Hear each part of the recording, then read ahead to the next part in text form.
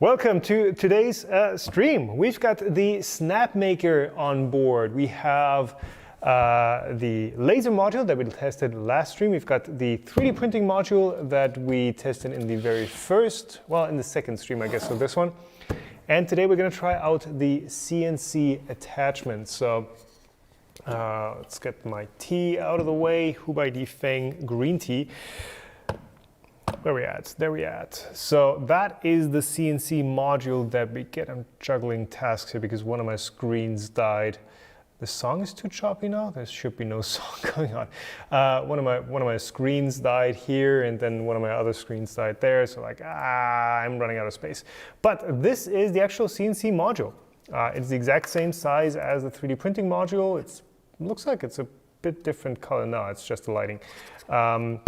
The CNC, I've already put a bit in for the thumbnail. So this is a standard ER11 collet. ER11 actually goes up to 1/4 inch or 6 millimeters. I don't know if 1/4 inch actually fits, but 6 millimeter definitely does. But this spindle is not going to have enough horse to actually push a 6 millimeter bit. So by default, they give you a 2 millimeter end mill. And they also give you a ball nose end mill. So that's an 1/8 inch. 1/8 inch is like the standard size tool for this sort of stuff. They give you a ball nose, so you can do 3D freeform contouring, and they give you a 2 millimeter bit that, hopefully we're not gonna break because I only have one of these here at the new studio so far. Yeah, ER11 Rumble FMP is actually, ER11 is a great system because it clamps really well. So basically the way this works is, I'm sure you've seen ER11s, right? But just to make sure we're all on the same page. So this is the motor or the spindle side. It's got a little flat that you can put a wrench on so you can hold this piece in place. Then there's a conical cutout in here. And then into that conical cutout, I'm actually gonna pull that out real quick if I can get it out. Yep. Goes this collet. There's the collet. And it has the same cone shape on the back that basically drops in here. You have to put the nut on it first. But basically you then have this nut that pushes this collet in, and you can actually see it compress as I push it in. And that just clamps onto the bit that goes in here. And this is a very good system. You can get collets in all sorts of sizes. I've got a full ER11 set. It's interchangeable, it's standardized, it is super cheap, and it usually runs extremely true. And it grips onto these bits extremely well. So there's no slipping that's ever going to happen. So yeah, this thing just pushes into the nut like that. You have to do that before you screw it in because you have to do it kind of off center. I don't know if it matters for the ER11, but for the bigger ones you do. And then this goes in here, just like so. So we're going to be converting this thing to CNC mode. It looks like there's a bit of a mismatch happening there where it's tighter in the back. That can happen. But it does look like it is clamping down pretty well. The first thing we're going to do, by the way, I changed the setting on this camera. Autofocus seems to be a bit flaky, but it's on center, so that makes sense. On this one and on this one, because these were crushing the blacks real hard. And also I got a new light. I got a new Aperture Amaran 200D, 200 watt light up from my Godox 60 SL60 something. So lots more light here, twice the light output. So that should make up for, this being a bit bigger space. So yeah, first things first, we're gonna get this thing out of the enclosure. You can use it as a 3D printer and as a CNC inside the enclosure, but the problem is, as you can see, as you can't see right now, you have no way of actually seeing what's going on. This is really bothersome for me to work on camera because I'm working from the back essentially, and for you guys to also see something at the same time. Bit of material that I cut just ahead of the stream to try some stuff out. We've got some acrylic, MDF, HDF, aluminum cast and rolled, but we will get to that as soon as it is time.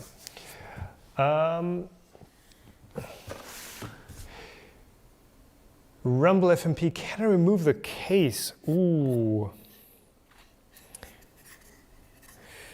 Yeah, so do I have the bits for that? I might have the correct hex wrenches, but this is like a 1.5, I think, and I'm not sure if I've got all my stuff here yet.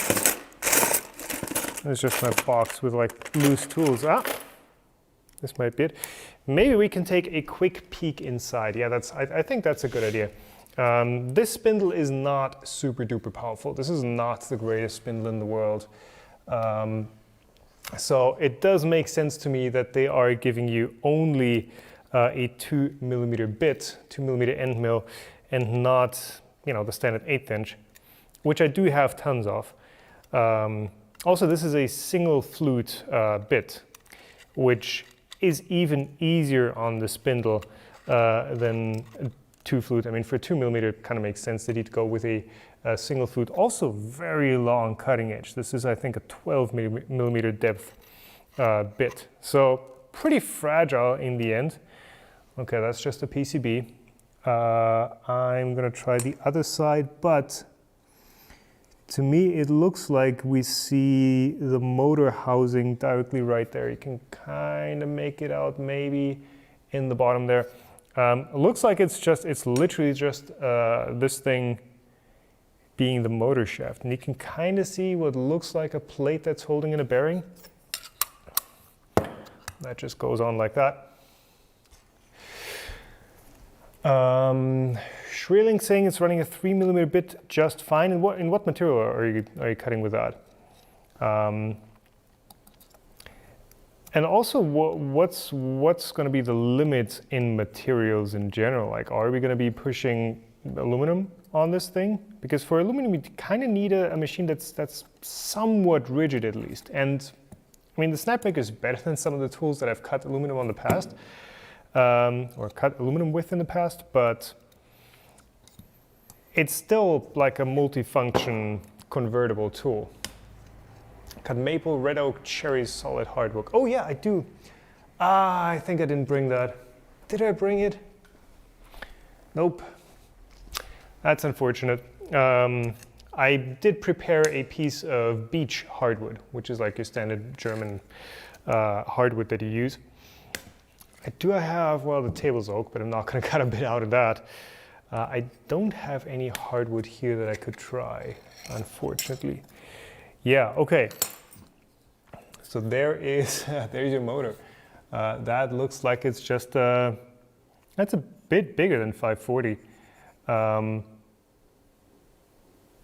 kind of looks like a 1/8 or, yeah, 1/8 scale RC motor, kind of size-wise. Yeah, but that's literally it. There's no belt, there's no nothing. It is literally just the motor output. This spins very freely. There's no hard clicks to it. But there is a bit of, you can hear a bit of something going on. But that's the motor, that's the thing. 12,000 RPM is what they're promising. And horsepower-wise, I don't know, but this could be a couple hundred watts. Somebody in chat probably knows exactly what's going on there. By the way, so another custom extrusion part. So this shroud here, which is shared between all the different versions, between the laser, the CNC, and the 3D printing head. This, another bit of custom extrusion, as are 50 watts, wow. As are so many things on the Snapmaker, just being, you know, custom extrusions that they're getting custom made, that nobody else is using. Screaming saying, so this is 50 watts. That's, I mean, for the size motor, I would have expected it would be a bit more. Because typically, I mean, coming from the RC world, a motor that size would be like a 700 watt motor. So I don't know if that's the way that that they're configuring this motor to have a wider range of usable RPMs, where you get torque at the low end as well. That kind of limits your output power. Or if it's simply a limitation in the electronics driving it. Or power supply even, I don't know. Probably not though. Well, could be. If their standard connector is rated for like, I mean, that's got to be more than a 2 amp connector and cable, right? Huh. I don't know, but 50 watts, not a lot of power, to cut through stuff. So typically your CNCs of the hobby grade, I think the weakest I've put a motor on was like 250 watts. And that was okay, that was workable. I think I've got a 400 watt brushless on a different mill that a buddy's using. And that thing is adequate, I feel like, for an ER11 collet. But 50 watts, you're gonna be, I mean, here's the thing. I'm sorry that I'm kind of rambling here, but this is just stuff that's coming into my head. You can get away with a lower power motor if, for example, you use less of the bit. If you just do like a 0.5 millimeter depth of cut, then of course you have less of your bit engaged in the material and you're going to be using less power overall. But that's going to be wearing away your bit, and your cut times are going to be absolutely crazy because you know, for every revolution you're just doing, or for every pass you're just doing 0.5 millimeters, for example, as a very low depth of cut. Ideally, what you want, if you have a machine that's rigid enough and if you have a spindle that's powerful enough, is to have as much of the bit in engagement as possible. So using the entire flute and not just the front bit. That's going to wear out, and you're going to be swapping bits left and right, and you're also going to be spending a lot of time just waiting for your parts to finish. So, okay, let's get to this. I've also moved down the top camera a bit on popular request. Apparently the high up perspective was kind of too distant. So yeah, I did end up lowering that just a bit. Let me know if that is better for you guys. So I guess there's nothing really holding this printer in. There's the clips that we put in around the feet. Can I lift this? Yeah, you can see these clips right there, here and in the back. These just give some positioning for the rubber feet of the printer itself, but theoretically I think I should be able just to lift this out, right? There is enough space in the vertical.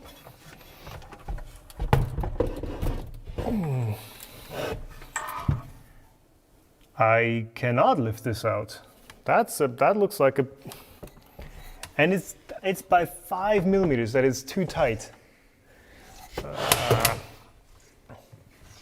think it's here. So I'm just trying to pull this out sideways through the huge side door, but it's just not tall enough. You can barely not remove it like that. Can you pull it out the front? No, that's not going to work either. So I think I'm going to have to undo the feet retainers and just drop it out the bottom as it's intended. I don't think it would have cost them that much more to make it like 10 millimeters taller. Diagonally, you can't really tilt it in there, can you? And if I try, nah, it's gonna hit the top. And I don't know what other diagonal direction there is. So these are 2.5s, right? Yeah.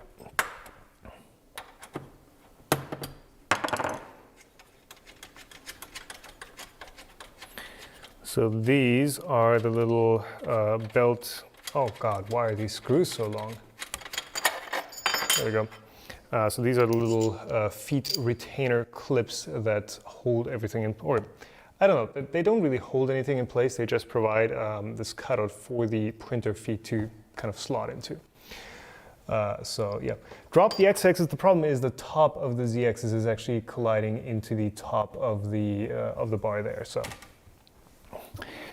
not much I can do there. I'm actually going to use the supplied screwdriver. At least that's pretty much multitasking, because that is pretty much the ideal tool for this. And then we're gonna have 2 more up front here. How about out the top? Well, the top also has like a couple screws, so I would have to undo those. And that's 6, 10 screws versus 4 that I'd have to do if I drop it out the bottom. So yeah, this is just a slightly easier, oh God, who tightened these screws so much? It's just a slightly easier way to do it. Hi, Paul.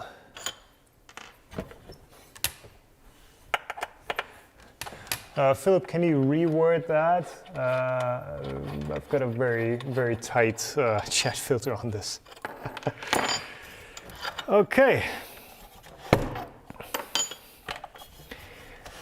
So we've got everything unplugged, so theoretically we should be able to just lift this off. And then we have access to the printer itself. Hey!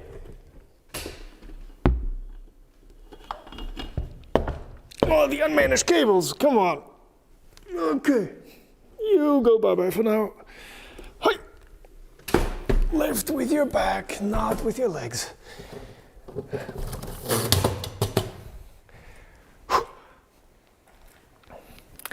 All right, there it is. It's a lot less imposing when there's no enclosure around it. It's a lot more approachable, but it does kind of show how much, what sort of box size a printer has, or how much work, how much of your workspace or work surface it actually uses up when you've got a printer like this. So imagine this in a box. You just had it in a box, and this kind of extends out the front, this kind of extends out the back, so you do use up quite a bit of surface space with a bed slinger like this.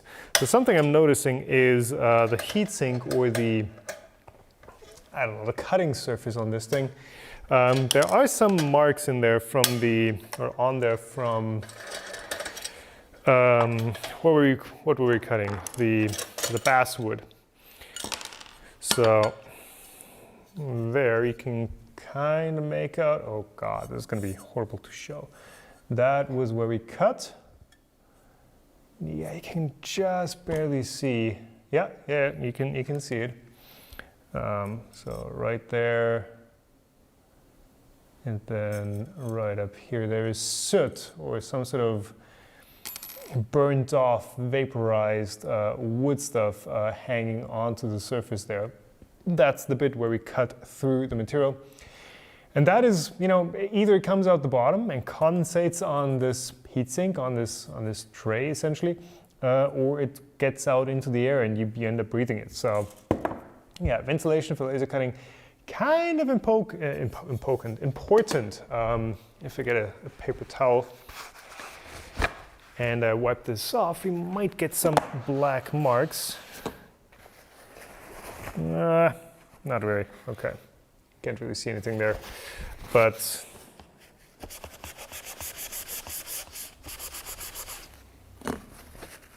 yeah, well, I guess that's a bit of the anodizing coming off, or the anodizing color. But yeah, there is some stuff that gets released, and obviously it did smell while I was lasering this sort of stuff. So yeah, ventilation, very important, and the smell.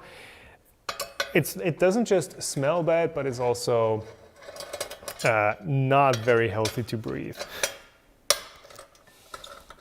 This thing a grill too? I mean, if you use it wrong enough, everything can become a grill. Hey Rick. Yeah, Screeling saying it gets sticky. I guess every laser cutter surface does get sticky after a while, because it's tar, right? It's vaporized wood components. What was that?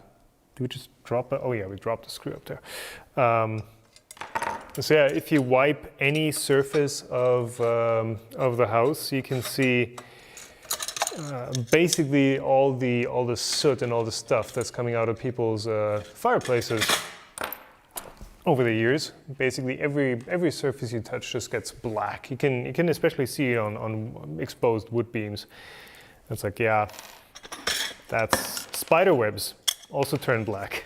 They're white when they're new, but after the folks have been using their fireplaces for a while, they're just black. And it's the same stuff here. It's the same soot that you burn off with the laser.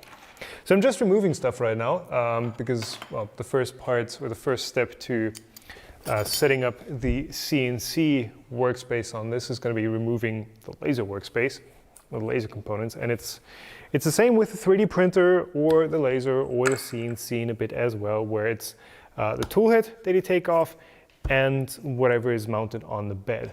They use the same mounting screws, they use the same mounting spots here and there, so it's straightforward enough, and the manual actually starts out at the point where we're installing the new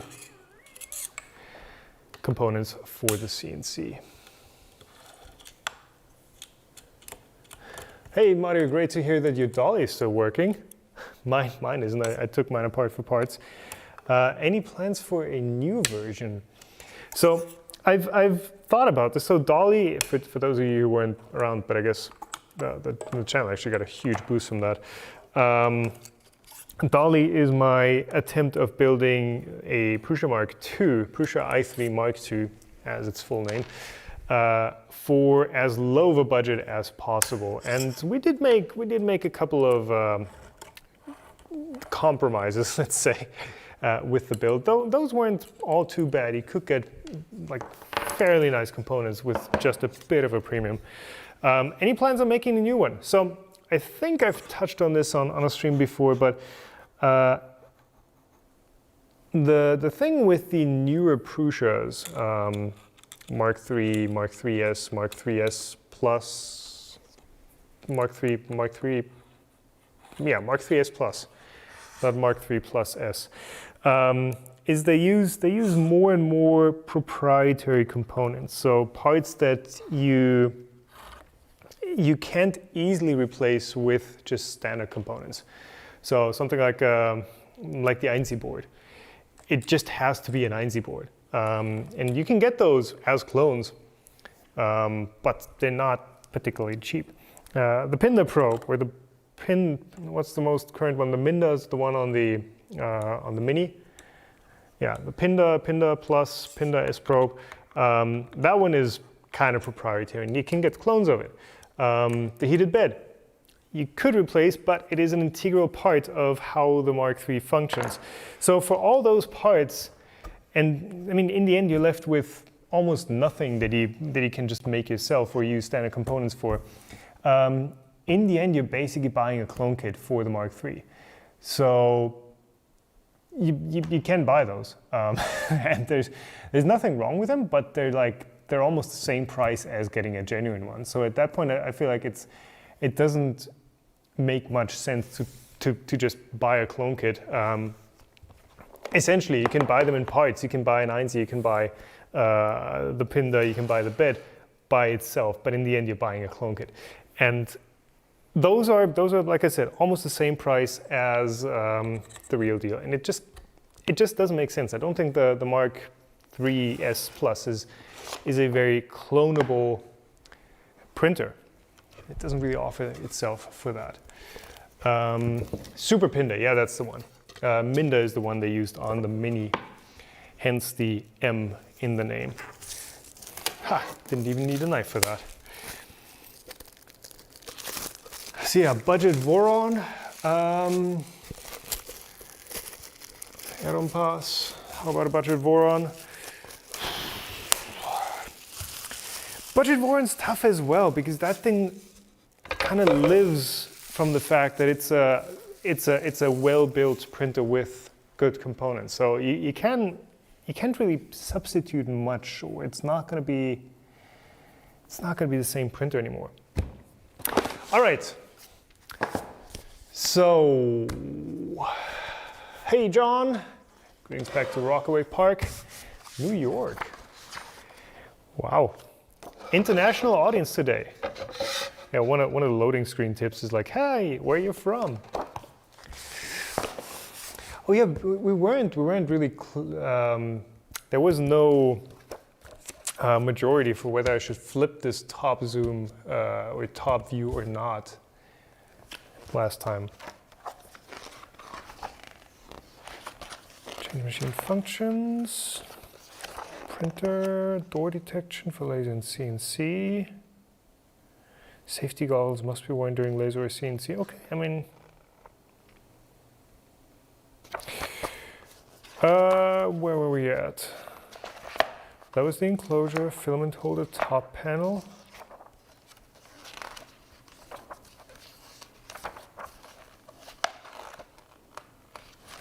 That's all the, okay, I've got the enclosure manual. That's why there's no CNC instructions there. Maybe I should grab the correct one here. California, Texas, Netherlands, Southern California. Nice.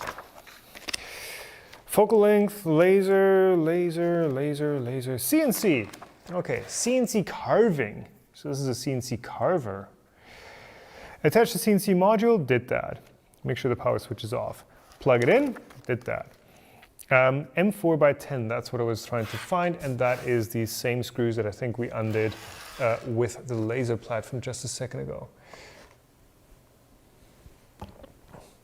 My thoughts on the MP-CNC. Well, there is a video series on the MP-CNC on the channel, and I would encourage you to watch that. That, I think, covers all the thoughts I have on the MP-CNC. Is that not the correct screw? That is actually a screw that's too short. Oh, we mixed up a couple screw boys here.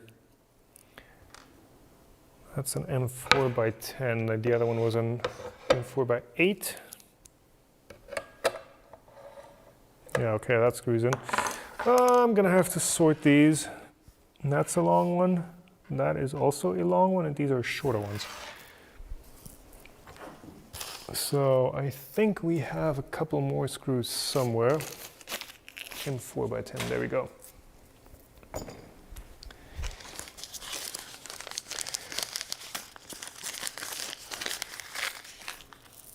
Thoughts on ANIT? If you're interested on like deeper dive thought ramblings, check out the Melt Zone podcast that I do with Stefan from CNC Kitchen.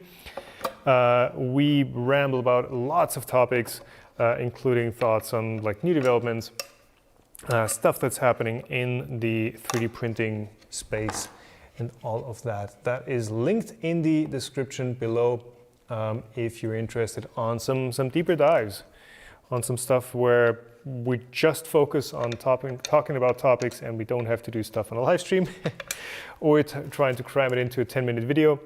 And that is all there for your watching pleasure. We do record these podcasts as a video. Or, of course, it's a podcast. You can also listen to it on any of your favorite podcasting platforms. Google, Spotify, Apple Music, and all the services that use those repositories. The Melt Zone podcast. Hey, Cookie, great that you like it. I guess I should move the bit before I try and do these screws.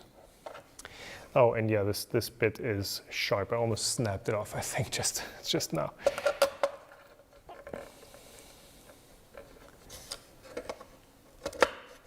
Nope, that's not the screw we want to tighten. Someone get ANIT to make a 3-in-1 and send it to me. Is ANIT still around? Are they still in business? Something was going on with them, right? So these are in.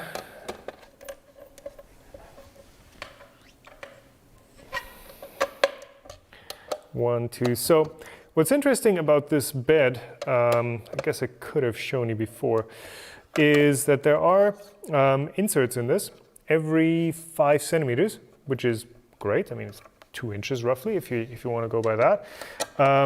But the inserts are screwed in from the top. Can you see that? Yeah, I guess you can kind of see that. So each of these holes has a steel, I assume, threaded insert in it that has like a coarse wood thread on the outside and a hex insert that you can use to screw it into the wood, or in fact that they're using at the factory to insert this into the wood. But typically what you do with those is you screw them in from the back so that as you pull on these, they don't pull themselves out of the material, but they pull themselves deeper into the material. That's an interesting choice. I don't know if it's because these are easier to thread into from the top or because of some other reason. I don't know. Just an interesting observation. So this thing is an MDF spoil board. It goes onto the die-cast bed, and it just provides, yeah, how much is this? 3 millimeters roughly before the first screw head. Maybe if you tighten this one down, it becomes 4 millimeters.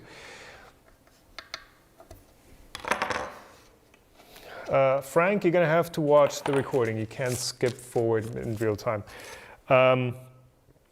There is about 4 millimeters, I would say, of depth before you hit a screw head, and you can use this directly as a spoil board and just buy a new one whenever. What I'm going to try and do is grab a, where are we at?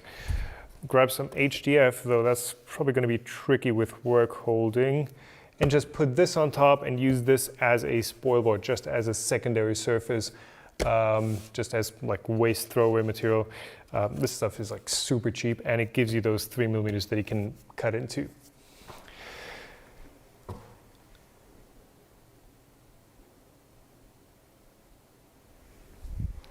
Yeah, highly machined wasteboard.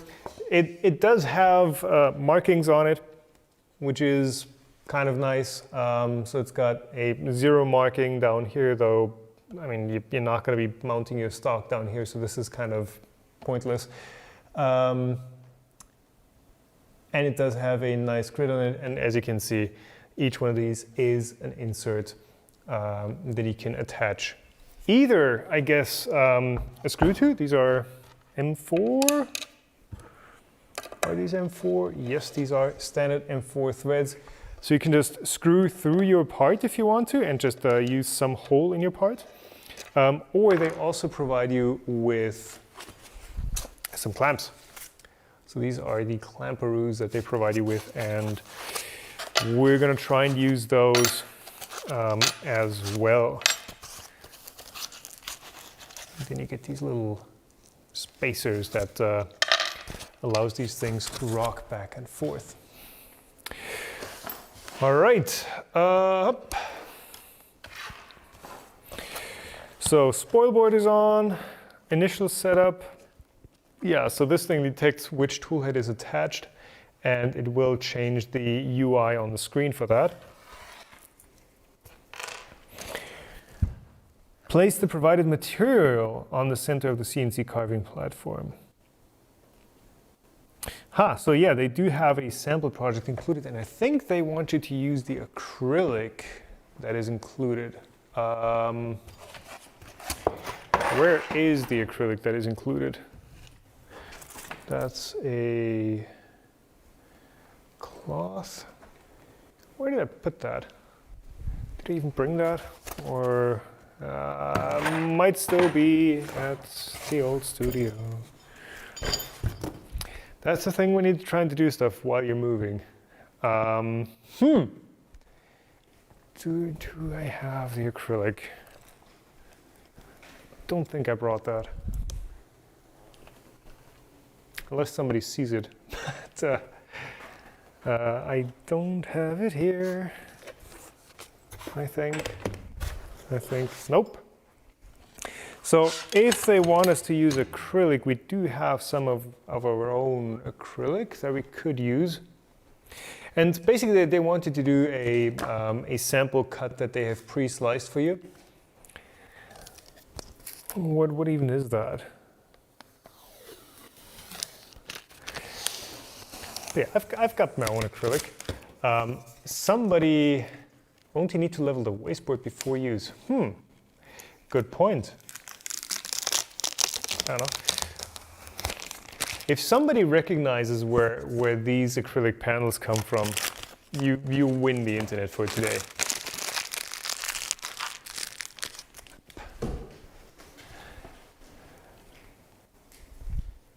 Will I need to level the wasteboard? I think they don't. Yeah, no, they don't have you level the wasteboard, I think. They just assume that this thing is flat enough, and whenever you cut through material, you're going to be cutting through it far enough that it doesn't really matter. I don't know. This is from another 3D printer. Waste parts. But if you know which one, then you're really good. Please skip the step if you have completed the initial setup. Yeah, we did that. Place the provided materials, so we're not going to be trying to do... I guess I could also do it on some MDF. The acrylic cut setting should work with that. Yeah, so what they're saying, and basically giving you a bit of a run through of how this sort of stuff works. So the clamps, of course, they can't extend out the sides because otherwise they're just going to hit the Z-axis pillars. Basically, this is how those clamps are intended to be used. Basically, use one of the threaded holes in the wasteboard, use one of the long screws, which I have somewhere, and a wing nut and one of these spacers or one of these inserts to push down onto this clamp, and then this finger presses onto your work. This one braces against the wasteboard, and you're golden, theoretically. Yeah, so this is kind of like how they want you to use it. A very shallow angle, but I guess that works. Yeah. There's a bit of an intro of like, hey, this is an end mill, flat end mill, typically used for slotting or cutting materials into flat surface. Pocketing, okay. Ball end mill, typically used for carving materials into curved surface. Yeah, so if you do like a 2.5D freehand contour. How to use the collet? Yeah, use the collet or insert the collet into the nut first. We know that. Make sure you have worn the CNC safety goggles, so you do get some clear goggles with these, which again don't fit over glasses, so I can't really wear them. Screw the entire unit onto the shank as tight as possible. Ooh, yeah, nah, you don't want to squish any of your 11 nuts.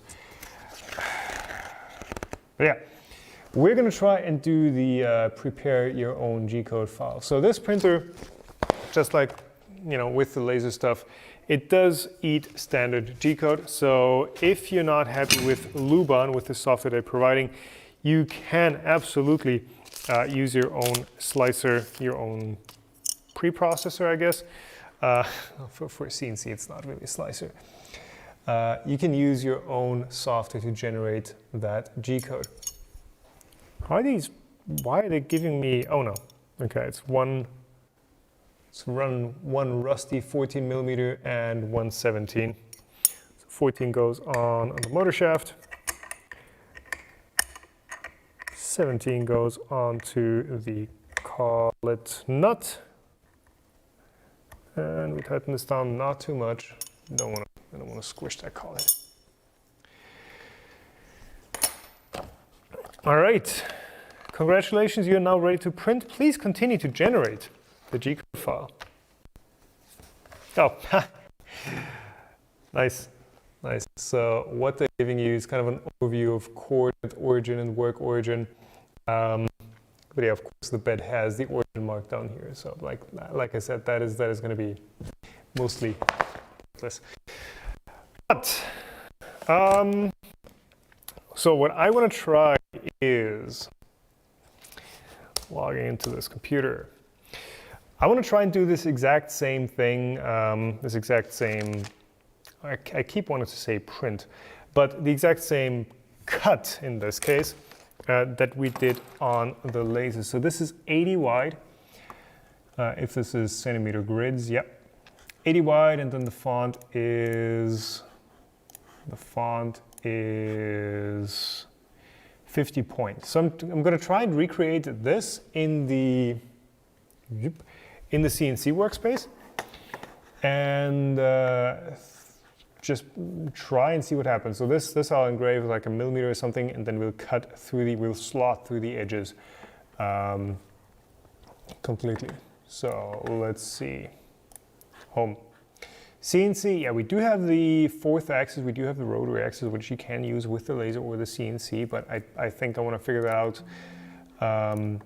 off camera. That might be a bit too much to do live. Width works, yeah, whatever. Center, you can go bottom left, but center I think makes more sense. But then again, in the software as well, you can set your work center to wherever you want. So I guess if you have I guess bottom left would actually work pretty well. If you have a piece of stock, then center is not going to be something you can very easily find, but bottom left is something that is very obvious. You just center your end mill over this and say, hey, this is my 0 point now. So actually, let's try this. Let's do bottom left, and then we cut X positive, Y positive. And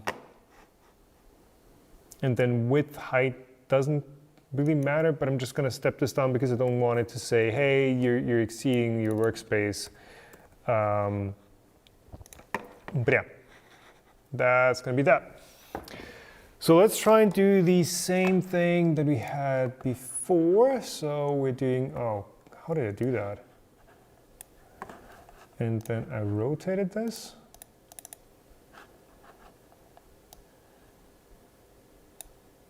Okay, yeah, so I can still set the size. Move to 50-50, nope. 50-50, and then size, how wide were you? 50? 60? 55? 60. Yeah, it looks about right.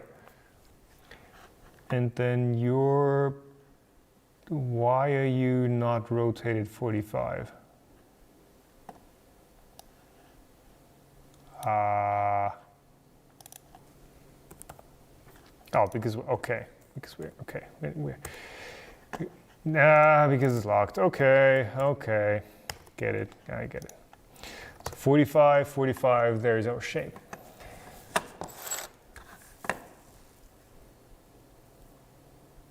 Roughly 30 tool change on the machine. Yeah. So that's actually one thing that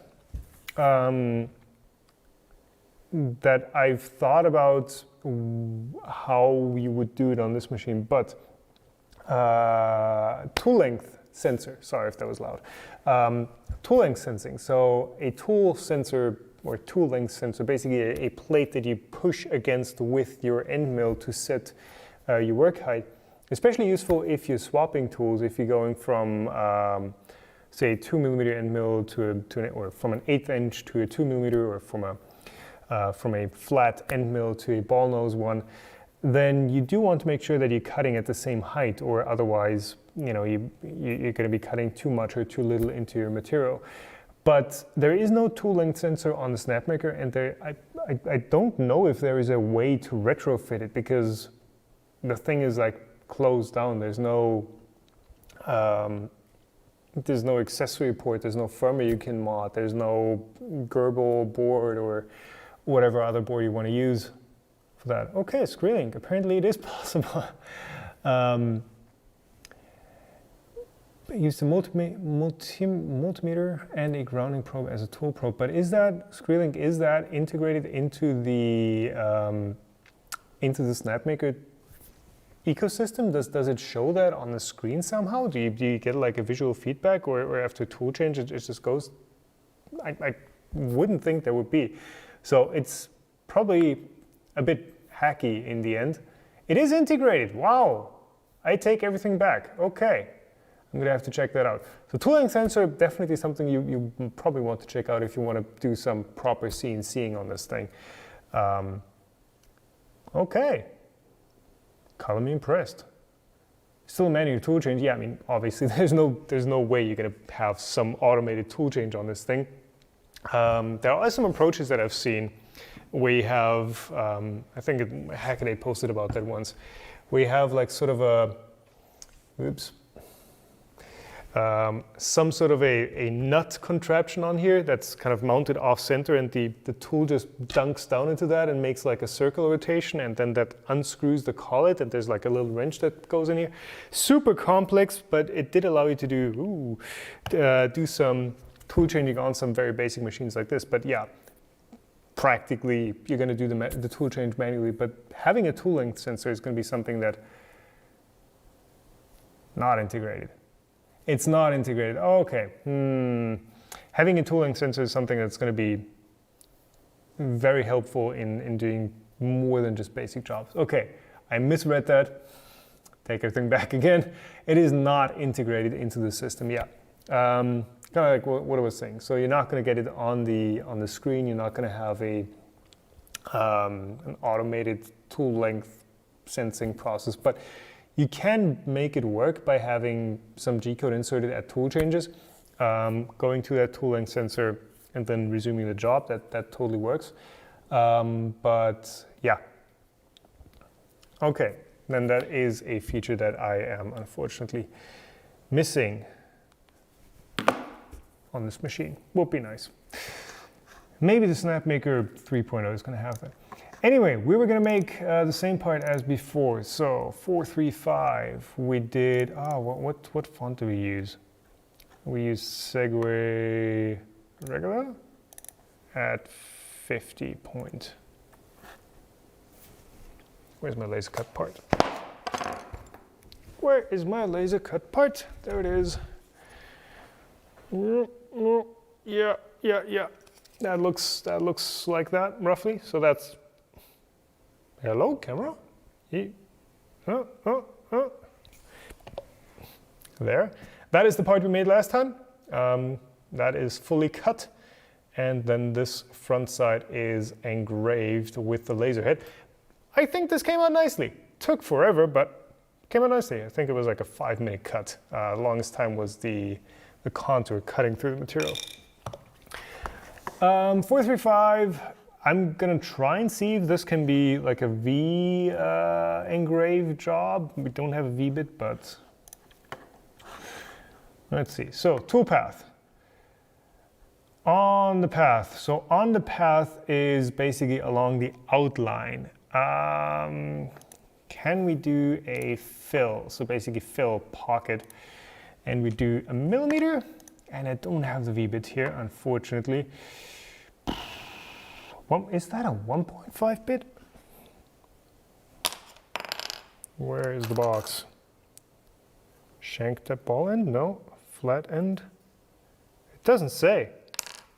It does not say. So the box of the end mill that it came in just says shank diameter, 1/8 inch, 3.175. Snapmaker. It doesn't say what size it is. So, I mean, looking at this, is that a 1.5? Is that a 1.5? Could be.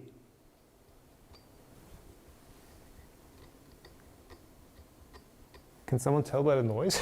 Let me see. That's a 2 millimeter hex key. Is that a 1.5? Okay. Wow. Okay, that really is a tiny bit. So ball end mill 180. Flat end carving V-bit, straight groove V-bit 20 degrees. Okay. So what are we going to be cutting into? So for acrylic, you only get the flat end mill. Okay. I guess let's try acrylic. Step down, yeah, 0.4. That's pretty much what I was saying. So the step down basically very, very low cutting forces by just using the very last bit of your end mill. Okay. I guess I'll try the defaults. Let's see, so we're not quite getting everything. This looks messy. 18 minutes! 18 minutes! Wow. I've changed my mind. I'm doing on the path.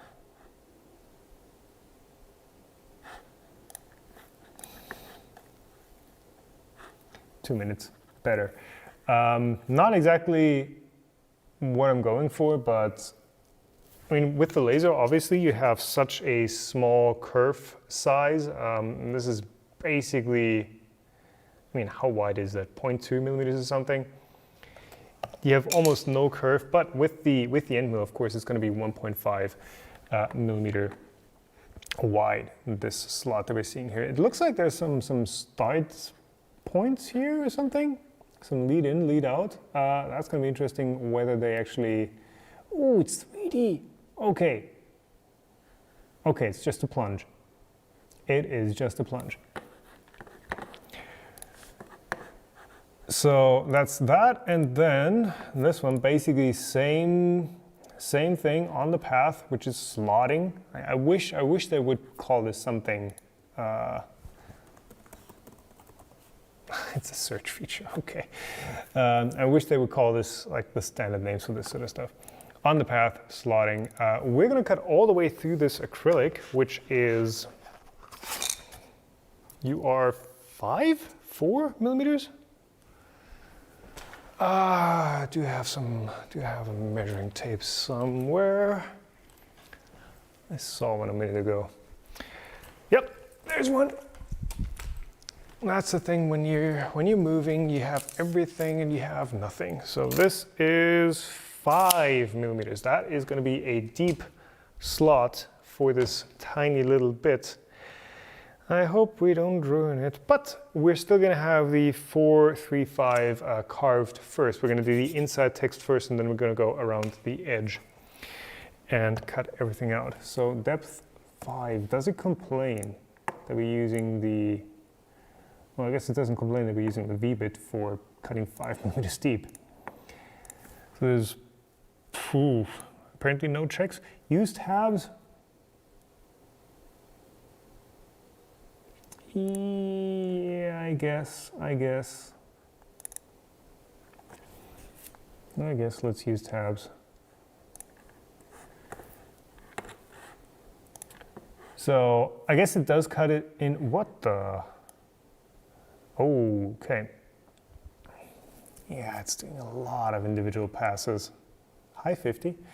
There we can see this goes... Can it... 50, go away. This goes in by a millimeter, and then this cuts all the way through 5 millimeters, but I don't know if this actually cuts 5 millimeters and a bit.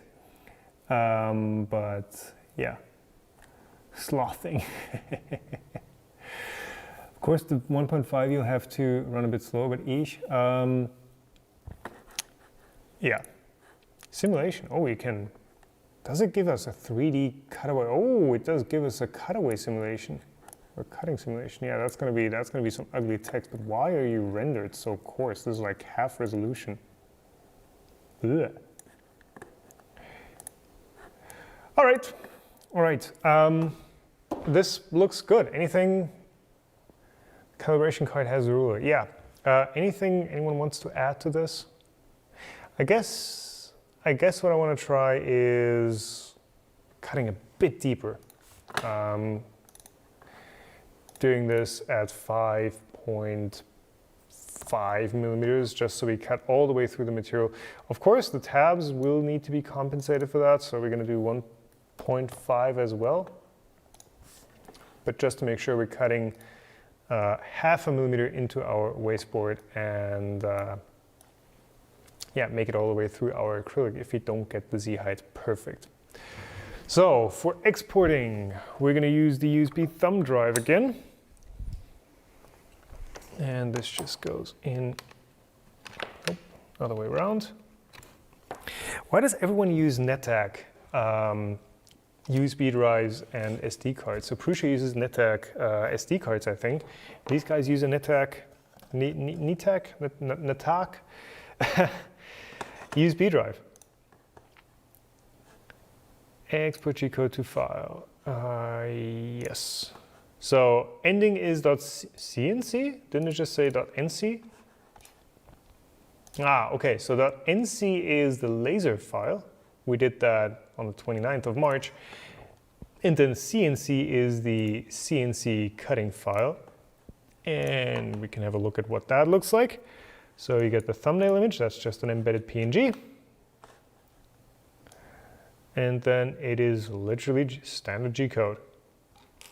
So same as with the laser, you can use pretty much any toolpath generating software, be it a CAM tool, be it a script that you're doing.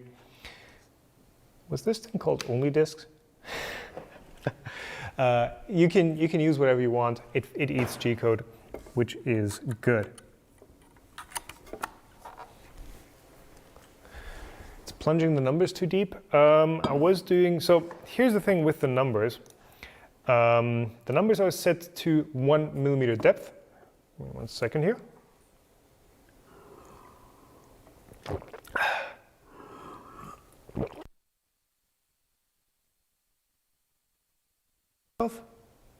I'm sorry if that was noisy. I thought I had muted myself. The numbers are set to, I can't zoom any further, 1 millimeter, and the step down is 0.4. Nathan, sorry, I thought I had muted myself. I had I have the mute button here on the pack, but I must have not pressed it enough. Yeah, so 0.4, it means it does the first 0.4 step down, then to 0.8, and then to 1 millimeter, which is another 0.2 step down. Use outline on the text so it cuts on the outside of the text.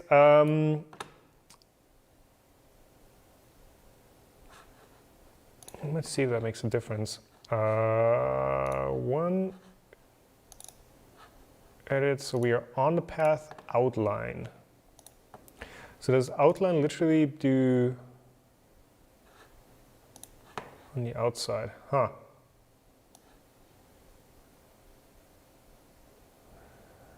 Yeah, but that's not really any prettier. It is really hard to see what's going on here, but I think I like on the path more. Nah. I'm switching to outline. Thanks for the tip, Rory.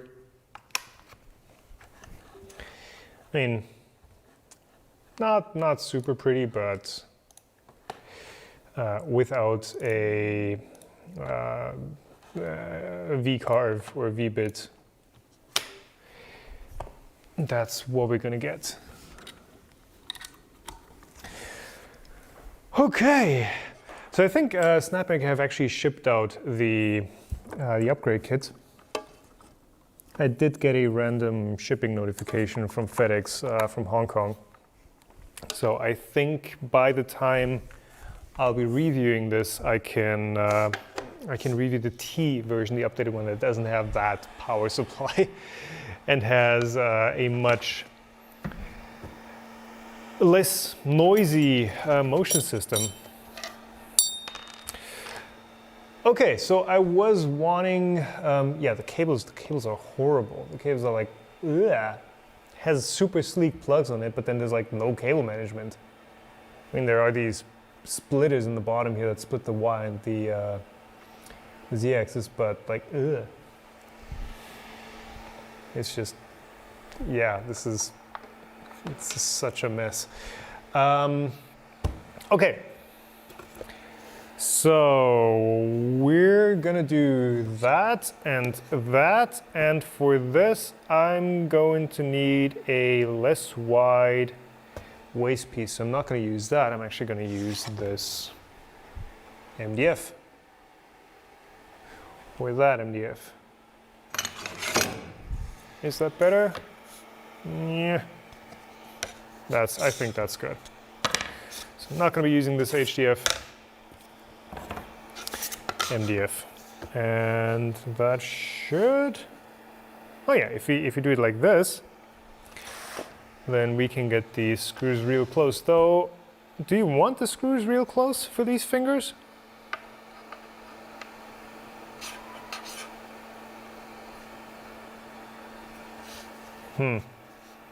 Or do you want them further apart? I mean, these outside ones are hard to use anyway. Unless you do it like at a really shallow angle like this.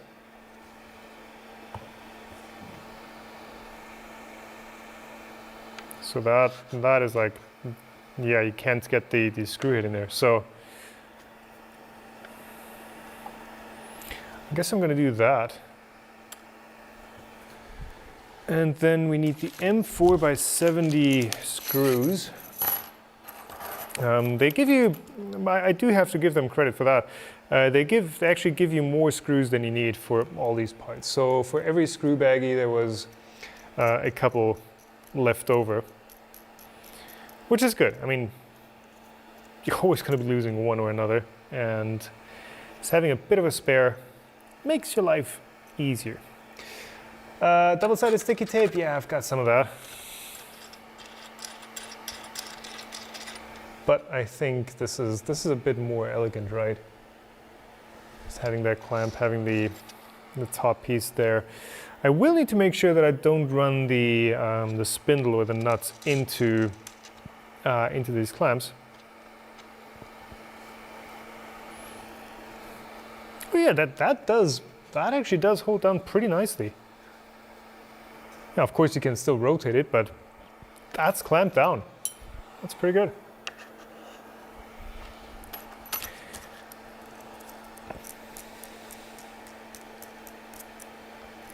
It's not a lot of pressure from the tiny bit. Yeah, the 1.5 millimeter bit, I don't think is going to be giving us cutting forces of any sort of significant magnitude.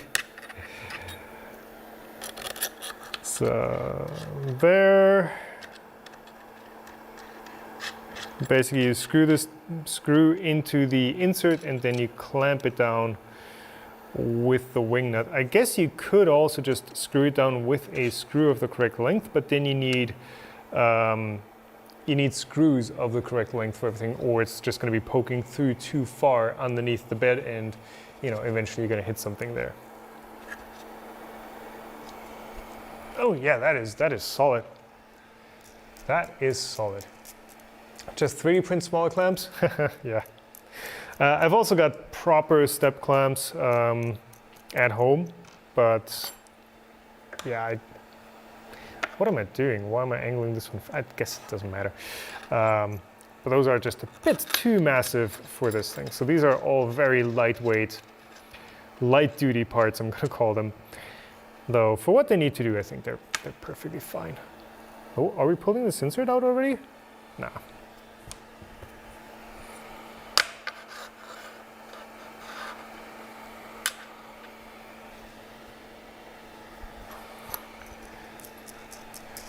Clamps look gigantic. Yeah, so the clamps do give you a bit of adjustability as far as like what height you want to set them to. And I mean, they go up to, I mean, realistically, as long as the screw is right. So realistically, you can chuck up, I guess, like a 40 to 45, 50 millimeter high part without too much trouble. So that's just really nice. You get quite a bit of adjustability there.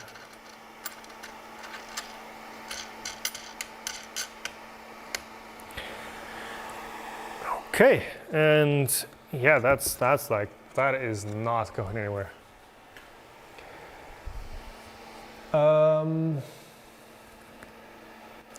If cutting around, you won't hit, but a box job boundary can be your enemy. Yeah, okay. So boundary runs a square, a box, an XY squared box, but I'm cutting a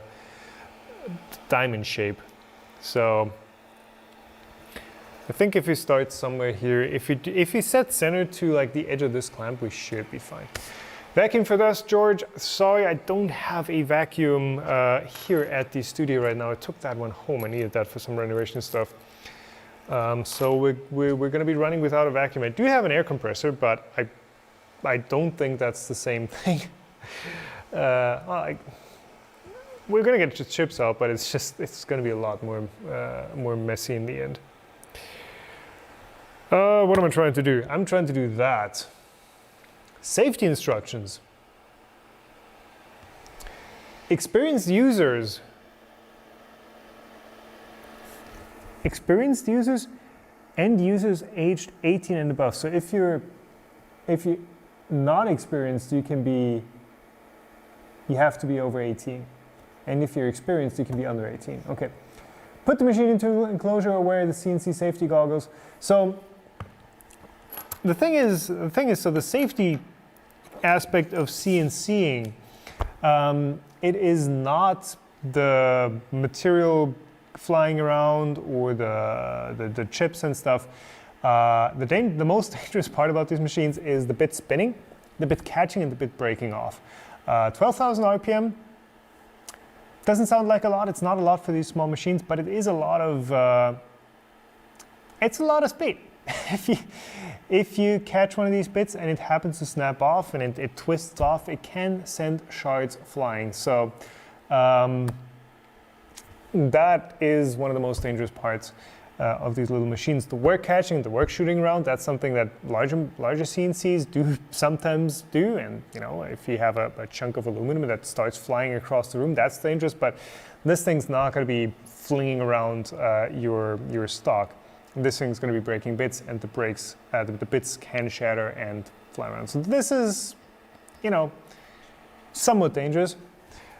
Unfortunately, the glasses they give you, well, we've already did it for the laser glasses, or the goggles they give you, they do not work for, oh, there they are, for wearers of regular glasses. These things, I mean, they give you some protection, but they're not great. EN 166 feet. So I can do this, but yeah. I can do this, but that's, I think in the end that's going to be more dangerous because I literally have no coordination left with glasses so far off. So please do be safe around CNC machines. Read up on what the appropriate safety precautions are and follow those. Do as I say, not as I do. It's the typical one. Oh. Okay, back to the setup. Do not touch the bit or call it immediately after use because it might be hot. Always disconnect from power. Always have the material securely clamped. Got it. Safety goggles, got it. Fixed material, got it. Did that. Attach the bit, got it. Got it, yeah, there you go. Outdated module firmware detected. Please visit our, so it's the same as with the enclosure where you have to update the firmware of the enclosure, of the box that we took off the printer earlier. So please update the spindle. I don't know how to do that right now, and I mean the thing is, like, what firmware is going to be running on this thing? It's a brushless motor that turns on and off, and it's RPM control. So yeah, but like, what firmware does this toolhead need? And I assume it's going to be the same as with the laser, where you. So the laser actually had us run through a calibration assistant wizard before we were allowed to get into this interface at all. So because there is no wizard that it's forcing onto us, I think we don't need to do any calibration.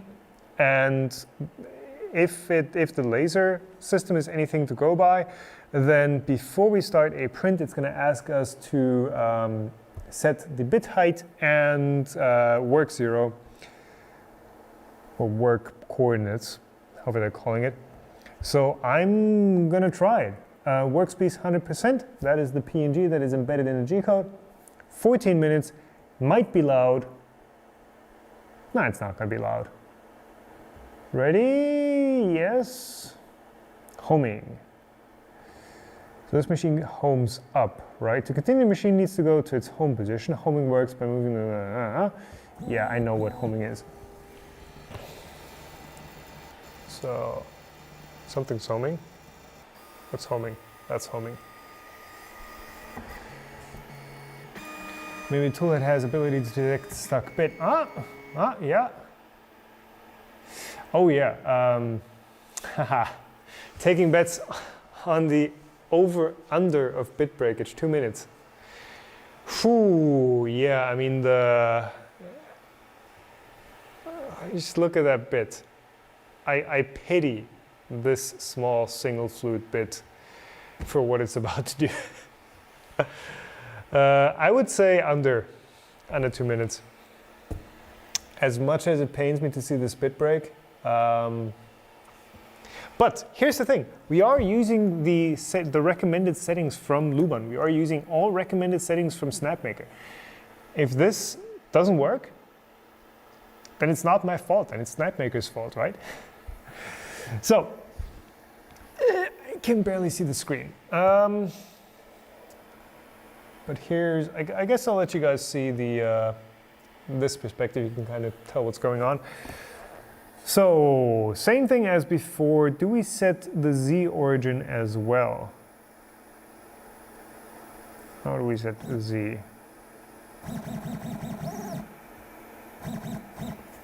I guess we actually have to jog to our home position now. No.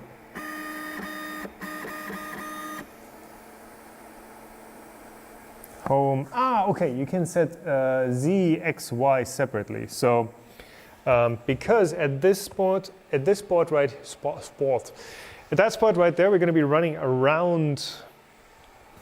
Where did I put that? So I'm going to try and place it like this, kinda. We're actually going to be running around this clamp, so I can't home down there because the clamp is in the way. I'm going to home Z somewhere around here, and then hover the bit there, and we're going to set our XY right there, and our Z in the center there. That's the plan, at least. Let's see if that works out.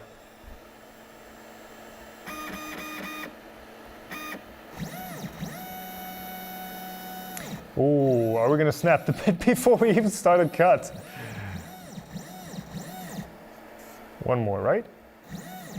Whoo! Whoo! That's a millimeter. That is 1 millimeter off the surface.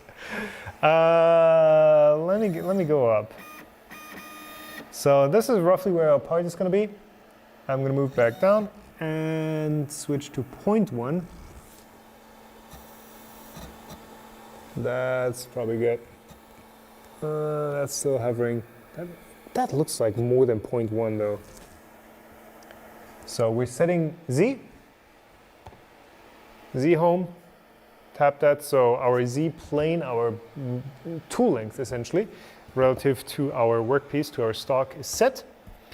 So let's not forget to move back up. Okay, and then, let's move up a couple more times. We're gonna move over to, let's see, so if we cut here, then we should have plenty of space for our collet.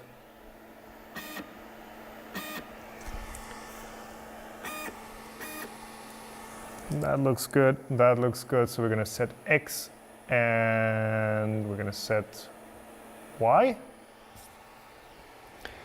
So coordinates currently is saying we are 40 millimeters in the air and we're at 0, 0. Our work origin was bottom left.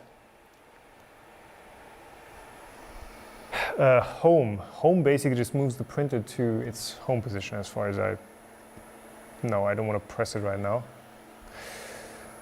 So if I go to work origin, the bit is actually going to slam into the clamp. Don't want to do that.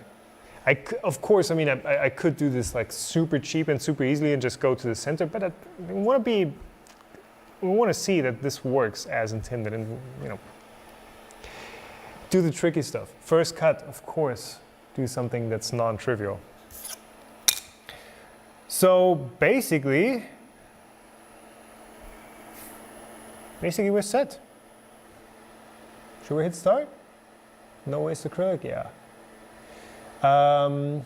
Does the toolhead use mains voltage as implied by the sticker? So the sticker, is like, don't use an engraving bit to engrave over your hand. That's what it's saying. It's like that's what the sticker is. It's not mains voltage. Run boundary high. I don't know if it plunges down. The motor pad will drive into the fixture. Yeah. So if I plunge down at this point, it's gonna slam into this. Well, actually no, it's gonna miss it barely, but we should be clear. Should be clear. Should be good. I'm gonna hit start. I'm gonna trust you guys. Paul said start. Make sure first command is not to home. We did get a G-code preview. Oh holy, why did you go down so far? Only problem I can see is this screw right here. This might run into the what's it called? Yeah, I'm gonna take out this screw. I think the acrylic should be fixed down well enough, but this screw head might run into the tool. And this, you can kind of pull it up, but yeah, this is still solid enough. So of course now I could have just moved 0 further over, but yeah. Motor pod, drive unit, whatever. Cut's looking good. The chips are looking good, actually. The chips are looking very chippy. That looks like a nice, consistent, like an actual cut, and it's not just rubbing. The single flute, 1.5 millimeter. Yeah, look at these chips. That's chips. Vacuum. I don't have a vacuum here, unfortunately. I'm sorry.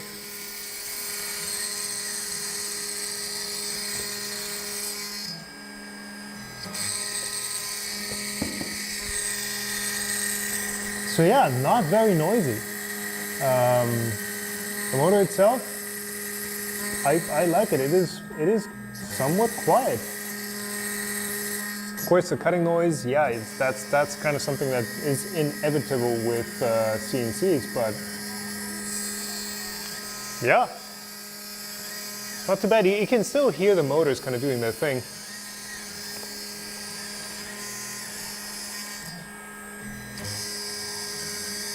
It's chips. Skrillex, yeah, try getting chips from MDF. The problem with MDF is it disintegrates by just looking at it. So there's not really anything that you can do about that. MDF, yeah, it's easy to cut, but just so much dust. With acrylic, so on other CNCs with acrylic, I've tried lots of things to get it to cut well, including. Oh, are we done on that already?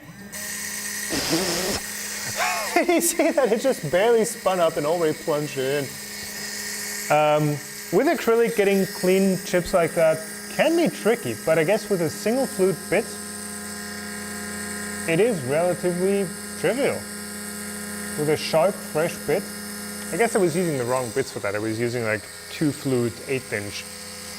But yeah. So I can kind of feel the table giving me some vibrations,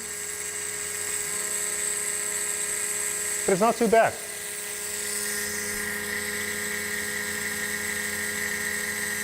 Is there anything on the screen that we can see? So There's real-time spindle speed, it looks like. So this just changed, I think, from 1250 to 1240 to 1250. If I... Oh yeah. Yeah. It's real-time readout. That's cool. That didn't look like it. So that's actually something that you really want in a CNC. Because depending on how heavy your cut is, if you just have a trim router that has a non-regulated motor, you might just... What? Time remaining, yeah. If you have a non-regulated motor and you take a light cut and then you take a heavy cut, it might just bulge down or botch. What's the word? Not bulge down. Bog down. It might bog down and just give you a lower RPM, giving you thicker chips, increasing your chip load, and just overall having a runaway event, breaking your bit. This seems to be actively regulating, and I would assume that if you're already reading out the spindle speed, then there is also going to be something like when it stops, when the bit gets caught or something, that it just stops the print and doesn't just ram the bit through the rest of the machine. That could be cool. ASINChem, yeah, I do have an ASINChem license actually, yeah. I did buy that at some point. Though not the most powerful tool in the world. Not the most powerful CAM software. So yeah, the time elapsed, that is the same problem I think we had with this thing, is command buffer. So the host, this phone thing, is your printer host. It has already sent basically all the commands to the real-time motion processor. So it's saying like, oh yeah, I've already sent 97% of all my commands, so like the rest should be easy. But the thing is, all the commands so far were the font, which were like super tiny little moves. And now the rest of the commands are the outline. And those, of course, are just 4 straight lines that it can do all the way through. So, yeah, not the most realistic estimate when it's saying we've got 10 seconds left. Yep. There we go. Nice of you, isn't it? More chips.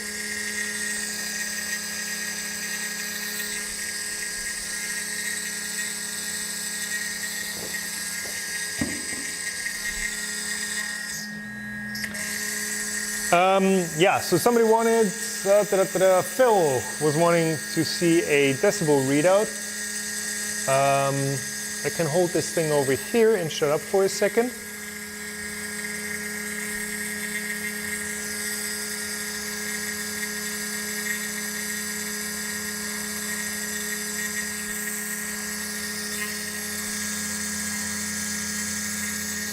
Yeah, we're at roughly 68, 69 decibels. Nice. At least according to this thing, that seems low. But yeah, 69 decibels, roughly, at 1 meter distance.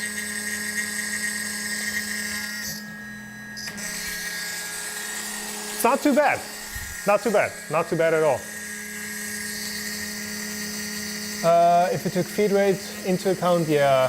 So if this thing was based on something like Octoprint, then like it would be better, but it's not. So yeah, no problem, Phil.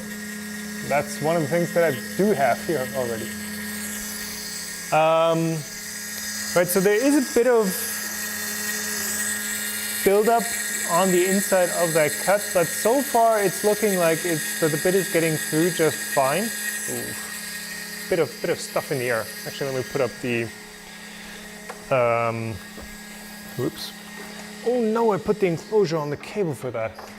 I'm gonna put up the IKEA air filter again, just to make sure I'm not breathing acrylic shards. I'm just going to put that behind the machine here.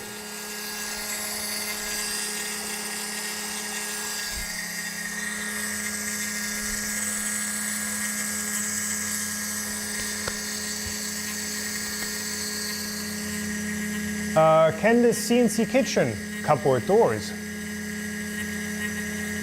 No. So somebody was asking about the workspace. It's not big. I mean, so theoretically, I guess this is nice and vibrating. Theoretically, the tool head should be able to reach the entire work surface. So these markings go to 22 centimeters and then 25. So almost the exact same size as a crucial bed. But you're always gonna have some work holding, unless you do double-sided tape, which can be a pain to work with. We're kind of colliding here, actually. That's a bit of a problem.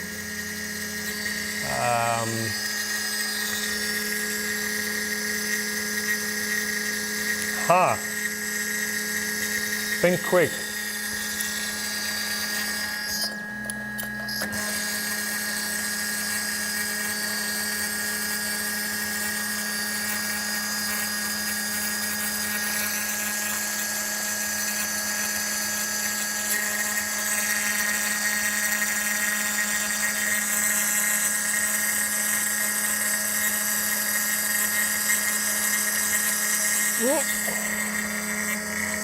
Oh shit.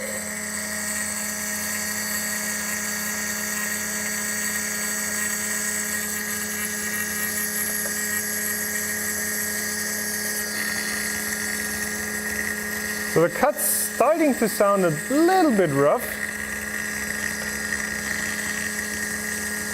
Can I pause this? Yes, I can. The cut is starting to sound quite a bit rough.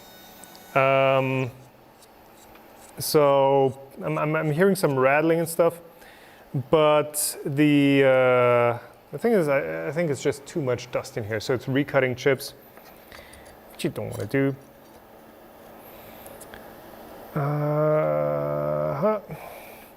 Yeah, these clamps, I don't know, they seem to be getting in the way quite a bit.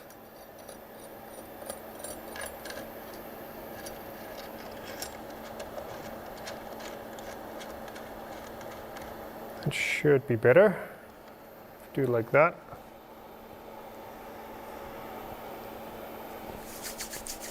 The part is rattling, I don't know. I think it really is just the recutting of chips, because I mean that there is quite a bit of dust buildup. But this is nice. Well, it's not dust, it's chips. It is actual chips.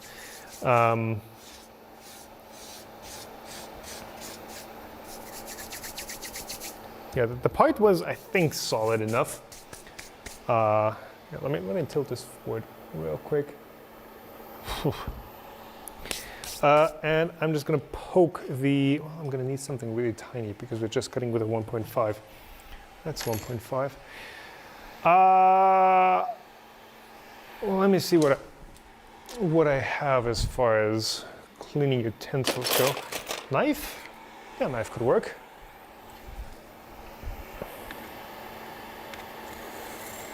Oh yeah, look at that. Look at that amount of chips in there.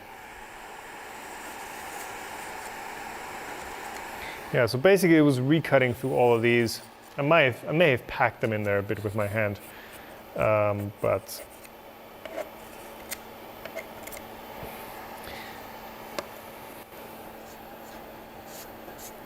I mean a 1.5 millimeter bit, it's just not going to do a great job at making these deep cuts. So we're making a 5 millimeter deep cut in the end.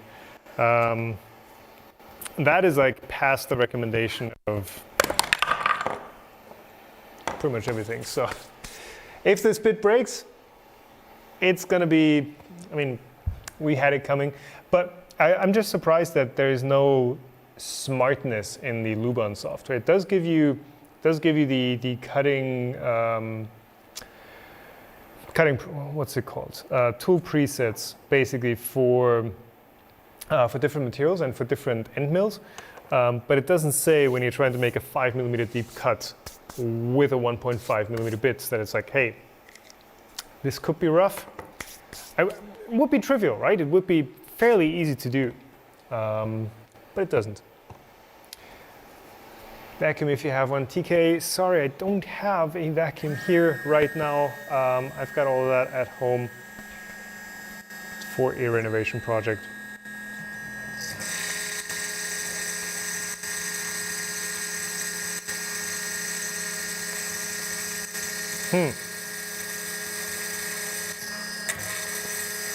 Ah, it's doing tabs now, so we're almost through. We're almost through, okay.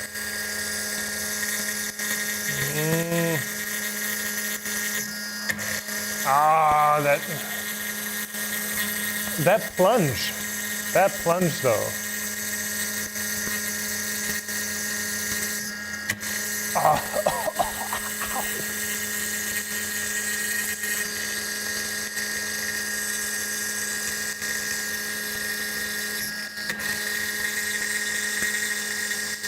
Bristle brush could work, yeah. I mean, the bristle brush might just pack the chips in there even more. So we're 100% done. We've got 0 seconds remaining. And as you can see, our part is completely done. The flex on that bit, is that flexing? Nah, maybe. Oh, it's only doing a 0.4mm depth of cut. Ericon, this is acrylic. I don't know if it's cast acrylic, extruded acrylic, or whatever. By the way, I didn't tell you guys what this was from. This is from an E3D big box. This is one of the cutouts that the original acrylic frame on that had. So it is that exact same smoked black material. Oh, we're through.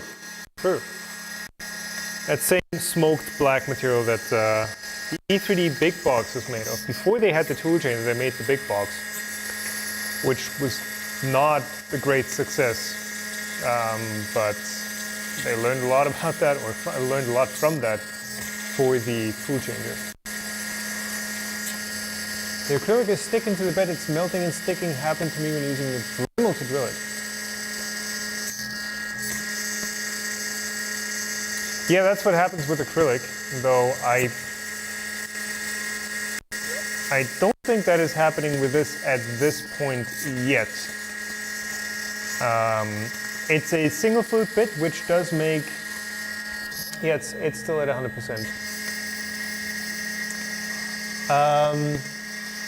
It is a single flute bit, which does really help with cutting difficult materials, or with cutting on a less than perfect machine.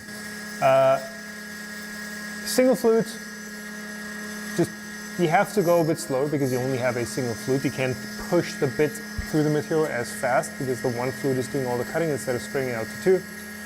But single flute bits, very, very good solution for a lot of stuff where you're struggling with small CNCs. Just get a single flute. You're gonna have to go slower, but yeah, very good solution for this sort of stuff. Okay. It's flexing on the plunge. So really, yeah, the thing with the Snapmaker is, of course, X, Y, and Z axes are identical. They are literally the same parts. So these linear tracks are the same ones as these, and the same one as this. So all the axes are exactly the same speed. They can go at exactly the same pace. So plunges, yeah, just not a problem at all.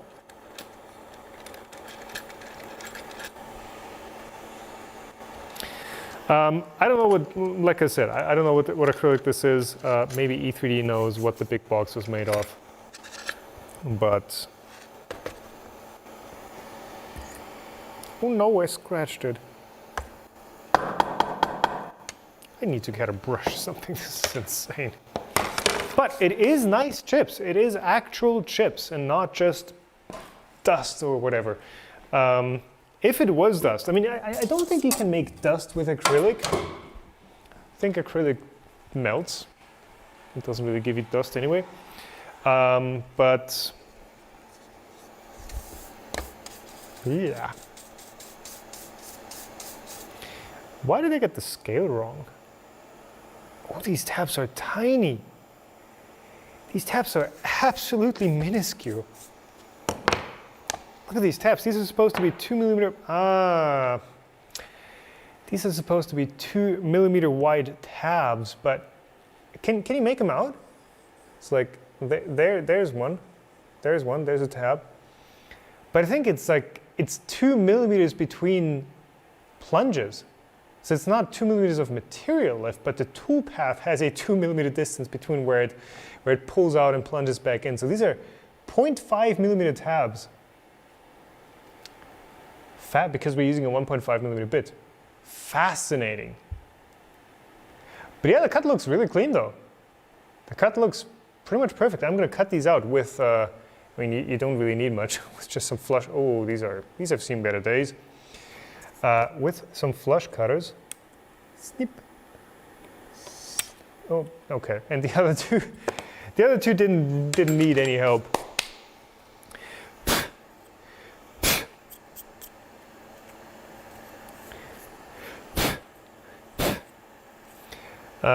So yeah, this just was a slot cut, so there's no finishing pass on this at all. So basically just roughing, so you can kind of see where the tabs used to be, but this finish on the side, it's pretty good. It's pretty good. But then on the spots where the tabs are, you can kind of see a bit of a nick. Of course, as it plunges back down, it does rattle a bit. So that kind of nicks the material, but there's a bit of filth on this. Hold on, let me get some Windex. Actually, let me get some generic brand window cleaner if I can find it, and we can give this a proper clean and show you guys how this cut looks like. Oh, the sound in here is so different. The sound in here is like way different. So this is the office behind the studio that is right now, and this is a proper office space. This has like a drop ceiling, some nice carpet in here, office carpet. Very nice stuff, built all that myself over the last month. Kind of proud of it, to be honest. But yeah, out here we still get the nice roomy acoustics. Let me clean it up.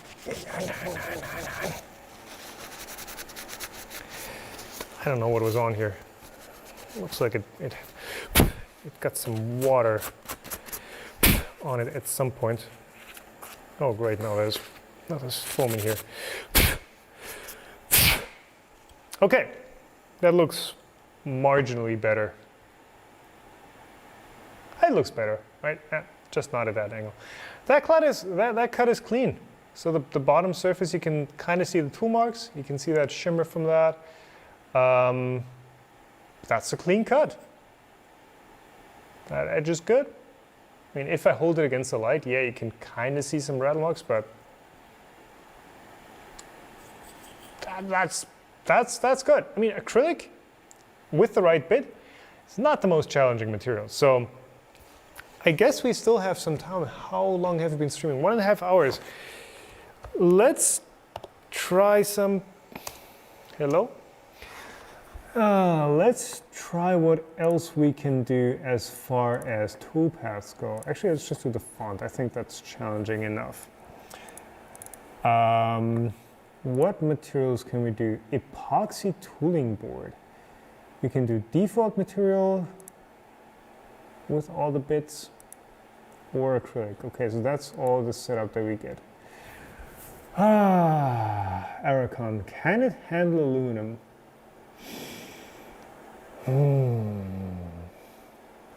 Yeah, Mr. Maker, it does look like Christmas, or today actually, it was snowing today.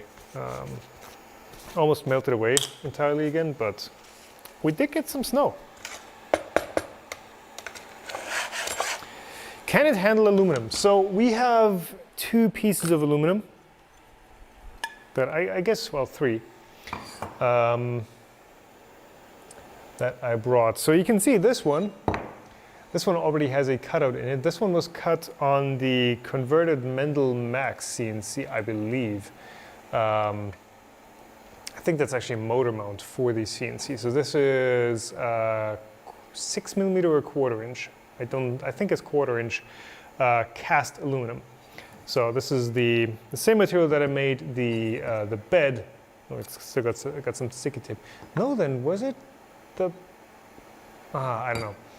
This is the material that I made the bed for the Service Reborn for my DIY Delta printer out of. So this is milled on both sides. And it's cuttable. So on a worse machine, it did cut. This is rolled aluminum, and this is an absolute beast. That's the B word I'm looking for, to cut, because this gums like crazy, and I don't think this machine would be able to cut it at all, because you really need to push the bit through it. If you just like whittle away at it, it is just going to gum up your bit. It's going to build up a swerve, and it's just game over. Your bit's gone. So this, I just do not think we have the horsepower for it. We might have the rigidity to push a bit through it at a proper clip, but I do not think we have the horsepower to cut this. And I don't want to break the bit right now. So what I think I'll do is I'll check up this bit, this part, isopropanol. Huh, I do have some water in a sprayer. That's the best I can do. Okay, you're not coming off. I guess I'll just clamp down through you. I'll clamp this part to the machine. I'll do the 435 text, and we're just gonna see if we can do at least like 1 step down or something. I've seen it cut steel, and it also cut through the clamps really easy. Yeah, I mean, machine rigidity wise, it's not bad. It is not bad. It can do it, but with the 50-watt spindle, you're just gonna need to be using like super tiny. How do I do this? You're gonna be using super tiny bits, single flutes, and you're gonna be going very, very slow. I guess here, and then we're gonna do the text here. That could work.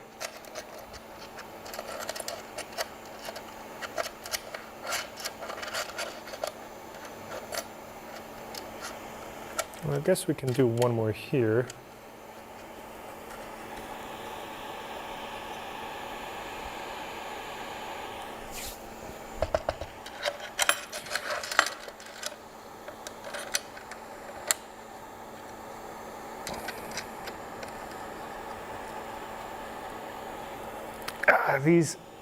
These wing nuts, they do really cut into your fingers. Like one more here.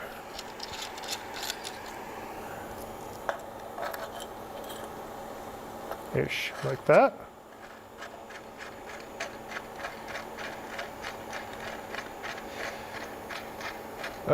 TK, that is a good suggestion, to cut a 1/4. Oh, I'm not actually screwing into this. Cutting a 1/4 of these bolts, because these do seem to be rather long for what are going to be clamping with these. Yeah, I think these are in fact too long, and we did get some close calls on collisions. Unless, of course, you want to, like, oh, is that going to work? Yeah, unless you do want to cut some thicker stock and just maybe like that. There's no screw here. Unless you want to cut some thicker stock and just whittle away at that. How do I clamp this down? This is actually surprisingly solid. So I was going to use this mounting point here, but there is a screw in it. Though, honestly, if we take out this screw, we should be able to use it with the clamp, because it's the same M4 thread. Oh, the screw actually landed on the thread. Did you see that? It landed right side up.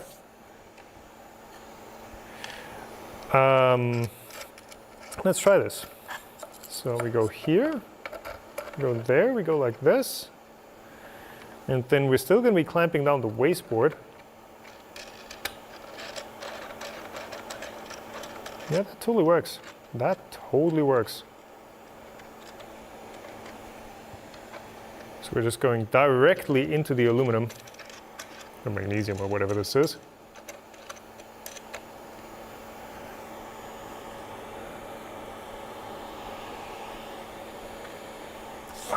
There we go. Yeah, Rumble FMP super glue is really good. I believe that, but I do want to try and get this thing off of the bed again. Well, I guess with heat or whatever you could. God, squirting. You could use heat or some solvent, acetone or something for it, but that's just messy, I think. Okay, what should we use for cutting parameters? I'm not going to be using the ball end today. I think that's just too long.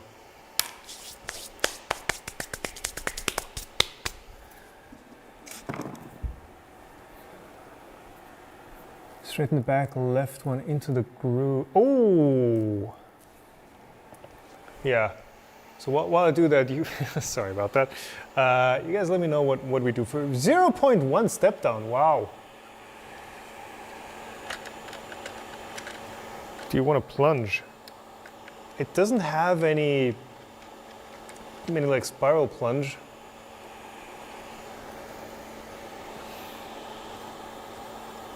So I'm probably going to have to plunge. And then we're going to be slotting.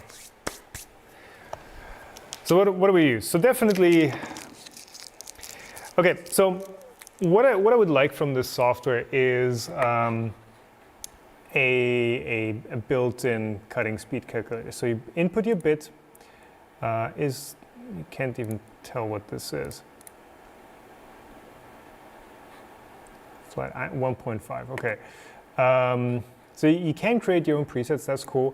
But I would love to see just a calculator where you can input, okay, this is a single flute, this size, yada, yada, yada.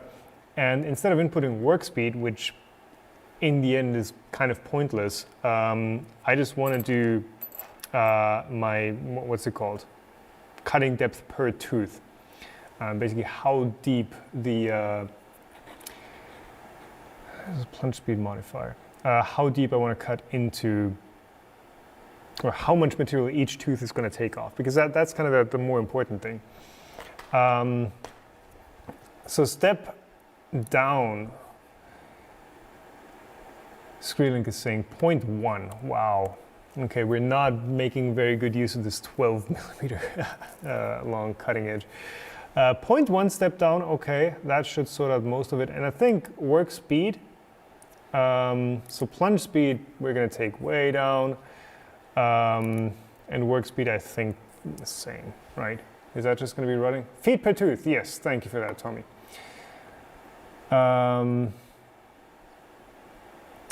That should work, right?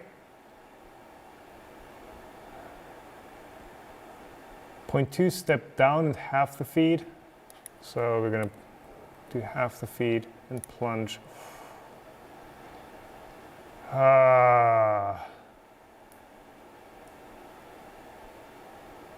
1 millimeter step down.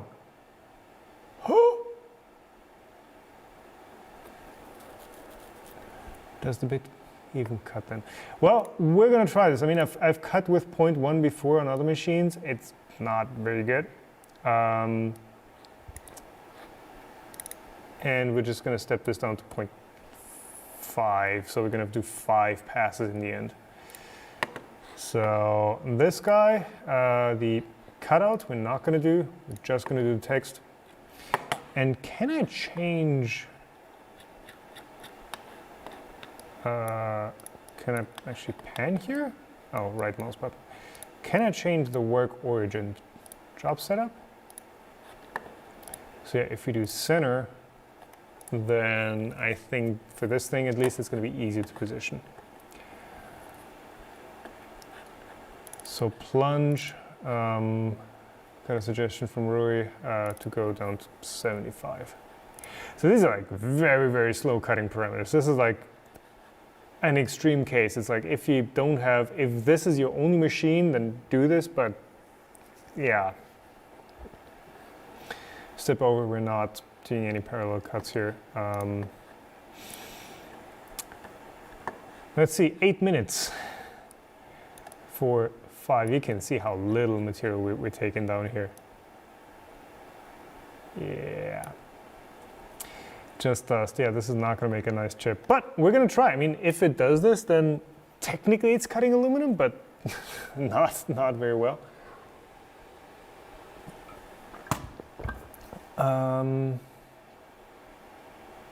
Yeah, let's just try. Let's grab the. You can make it faster with a handheld Dremel. I bet. The fascinating thing about aluminum is once you figure out your cutting parameters, your feeds and speeds for the specific machine, it's like, yeah, it just flies through it. You can do some amazing stuff even on some underpowered machines, but you have to hit it just right. So that's not something you can just do. Oh yeah, I'm just going to grab this machine and I'm going to put in some values that calculator spits out. That's not going to work. But if you manage to avoid any sort of resonance and just get it dialed in, you can do some pretty nice stuff.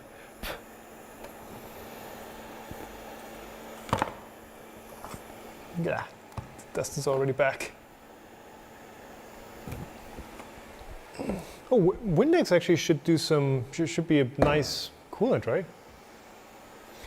Titans of CNC, yeah, I need to start following some CNC folks. Nice feeds and speeds, but for this machine actually, it was text, yeah, 1022, that sounds like right now. Ready, 8 minutes, safety goggles, so. Do we do this again? Oh, does it actually keep the 0 position? Does it remember? So, okay, this is going to be interesting. Do the clamps collide with the X-rail? Does not look like it. It looks like it shows the screw length purely based on that, purely based on what they can clear.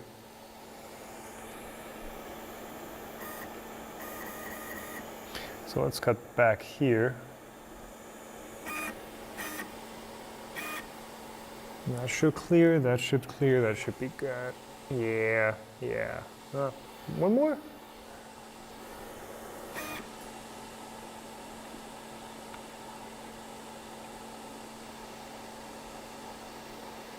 That should actually be good. And font size is going to be the same as on this, so it's not actually going to fit unless we center it perfectly. Oh, we do have a centering nose there.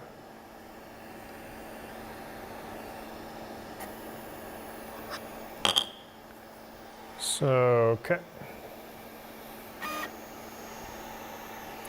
Okay, so let's set X. So we're going to be cutting back here. Let's set Y, and then Z we're going to need to plunge down.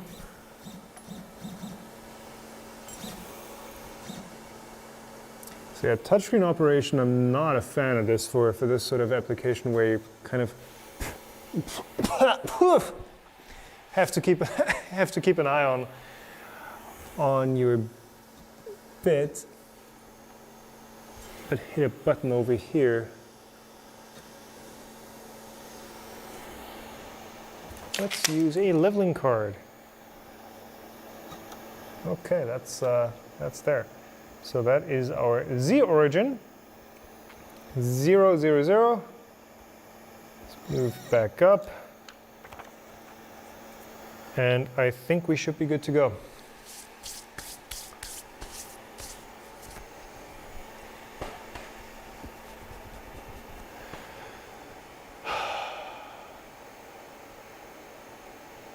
It remembers by the thickness change. Yeah, no, thickness went down. So that's, I guess that's convenient. We can just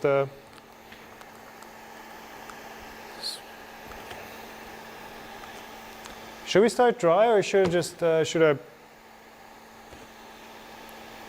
I get it some Aldi brand glass cleaner on it before we start?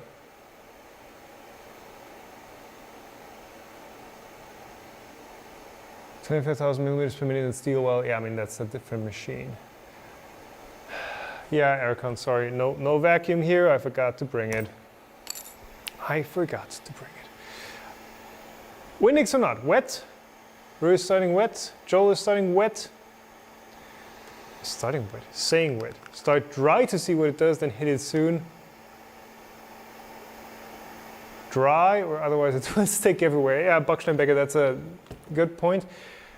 Oil for the sewing machine, that does work. So, okay, let's start dry. We can always, it's harder to take it off than to put it on in a second, but I'm gonna keep it at hand. I'm nervous, but it's only one way forward. Goodbye.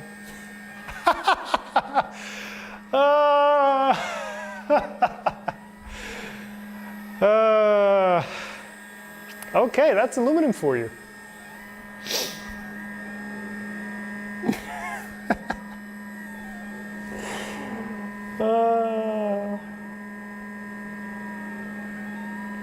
That's aluminum for you.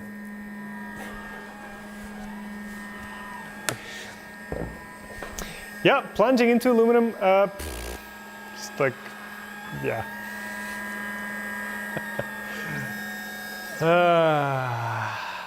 Got another bit. The only other bit we have is a ball end mill, and I don't think we're going to be doing much milling with that today. Yeah, that's what happens. So, yeah. Let's get this poor bit out of here and give it a proper burial.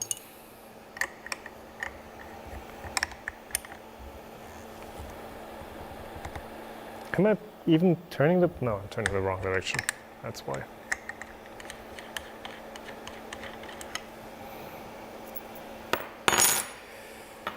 So there's the remains of our bit.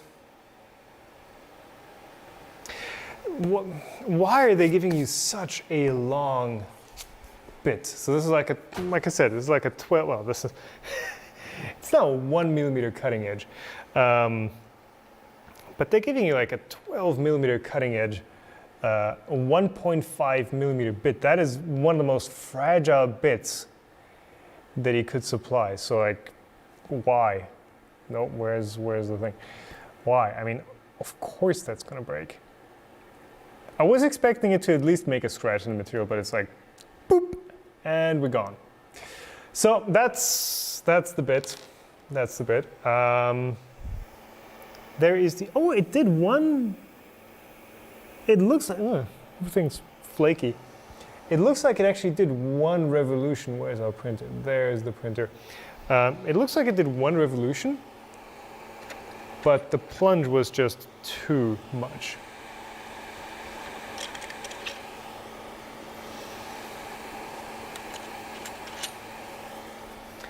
Did it separate too in addition to snapping? No, it just snapped. So there is the mark that we made. There it is. That is how much we cut in aluminum. This is hard to do. How close can you focus? Dear ZV1, not quite that close. Yeah, but that's as much of a scratch that we made. It looks like it started out, but the plunge was just too much. And that's probably one of the bigger limitations of Luban, of the software that they're supplying and the software that we used, is that it's just very limited in what it can do as far as cutting strategies. So Eselcam was, what am I stepping on? Oh, there's sticky tape. Eselcam was brought up just a couple minutes ago,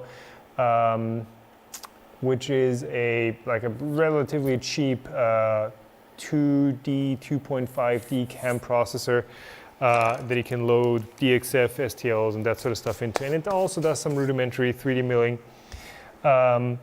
And that does spiral plunging. It also does, I think, now adaptive clearing and that sort of stuff. And without those strategies, I think this machine is going to have a really hard time.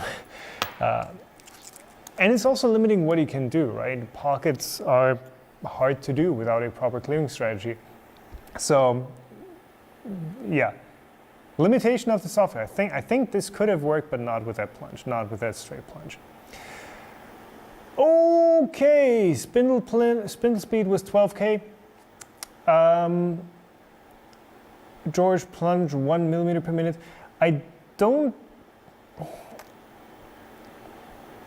know if that would have helped, though, to be honest, because the problem is if you go really slow, you don't actually make a chip. You just rub the bit into the material, and with aluminum, it's like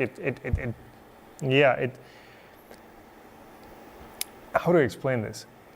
Aluminum kind of turns into like a clay sort of stuff, and eventually it builds up enough to where you have that wave, that lip in front of the bit, and then it snaps anyways. So you can't just go super slow because you're not cutting at that point, you're just rubbing.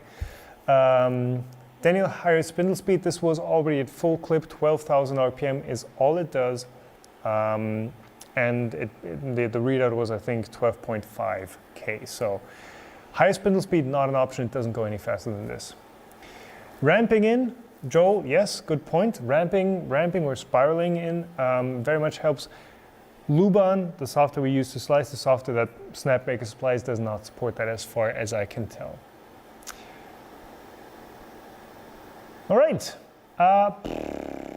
cool. So this is going to be the last video on the Snapmaker. What is this? That's a chip. Oh yeah, that is actually part of the bit. Is it? Yeah, it's part of the bit. I was wondering what that shiny bit was. So yeah, it not just broke, it shattered. Let me get the it's rolling around. That's how it broke. Nope. Yes, that's how it broke. So we actually got, you can kind of see it on the side there actually, where this bit broke out. So it broke like a good spaghetti that you snap. It doesn't just snap in one piece or into one. It doesn't just snap at one spot. It snaps at multiple spots. Yeah, where was I? We did make chips. We did make chips of the acrylic. So this is going to be the last stream of the Snapmaker. What's next for me? So I'm mostly done with the move into this new studio, mostly, for the most part. There is still lots to do, of course. I've only moved the essentials. I've got the Prusa, the Voron, and the Snapmaker here. That is it. No tools, no nothing. I'm going to be spending some more time building out the studio, I think, and then I really need to, or while I do that, I really need to reevaluate what sort of content YouTube wants you to make. And Stefan has seen that with this latest video where it's like, oh yeah, this video is just not going to perform. We're not going to show it to people. I've had that happen on a couple of videos, so I really need to look into like what sort of stuff YouTube wants you to make, and I'll try and make that sort of content. So that's going to be a bit of just orientation. Also channel rebrand. That's something that I've been saying since like 2019, 2020, and that's going to happen. We'll see. That's something to be planned, but it's all kind of hinging on making use of this new space. So rough outline of what's happening, but finishing thoughts on the Snapmaker while we're here.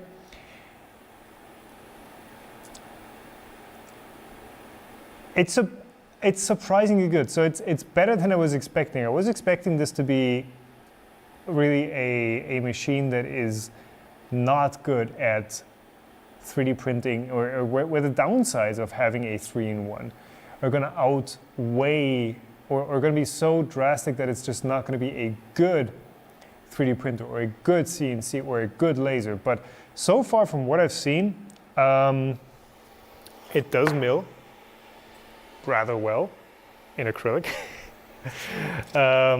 50 watt spindle, yeah, it's a bit of a limiting factor. It does laser cut or laser engrave for a 1.6 watt laser. I will be getting the upgrade to the 10 watt. It does laser engrave rather well for what it is, and it also does 3D print rather well. There are machines that do each of those jobs better than the Snapmaker, but so far from what I've seen, it does each of those jobs to a level where it is very usable. It's not like it's just a kludge and where it's so limited. I think this is a practical tool. For $2,000, I mean, for $2,000, probably you can get a better CNC, a better laser cutter, and a better 3D printer, and still overall spend less. That, of course, is a tough one. But if this kind of fits your vibe, it's not bad. It's definitely not bad. I was expecting way worse. It is exceeding my expectations, right? Set your expectations low. But yeah, that is going to be it for today. I'm out of bits. I'm out of stuff to cut for today. Polished marking box, yeah. That is it for this stream. Nothing I can do. Thank you all for sticking around. Thank you all for the very helpful tips, Greelink. Who else do we have? We had 2 more folks who were very helpful, whose names escape me. Rui was very good, and Rumble FMP. Thank you for the tips during the stream. Very helpful for that. Thanks for watching. Subscribe, like, whatever. You know the drill. Have a nice weekend. That's more important. Keep on making, and I will see you all in the next stream or video or whatever else I decide to do on this channel. Goodbye.